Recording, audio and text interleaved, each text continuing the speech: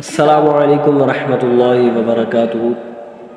آج یہ حدیث پڑھیں گے، دو خصلتیں مومن کے اندر جمع نہیں ہو سکتی۔ آئیے حدیث سماعت فرمائیں۔ عن ابی سعید الخدری رضی اللہ تعالی عنہ قال قال رسول اللہ صلی اللہ علیہ وآلہ وسلم خصلتان لا تجتمعان في مؤمن البخل وسوء الخلق۔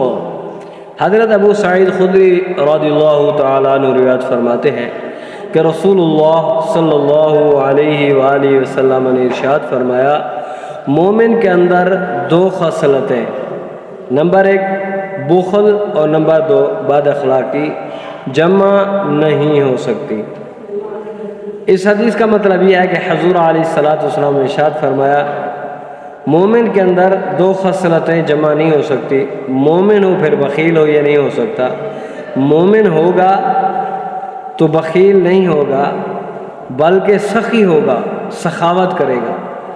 آگے بد اخلاقی، مومن ہوگا تو اس کے اخلاق، اس کا پیار، اس کا محبت سب کچھ بہترین ہوگا۔ تو حدیث پاک مومن کا تعارف یوں کرایا گیا کہ مومن کے اندر بخل اور بد اخلاقی جیسی مذموم صفات نہیں ہو سکتی، بلکہ مومن جود و سخا اور اعلیٰ اخلاق کا پیکر ہوتا ہے اور اپنے مال سے لوگوں کا حصہ بھی نکالتا رہتا ہے۔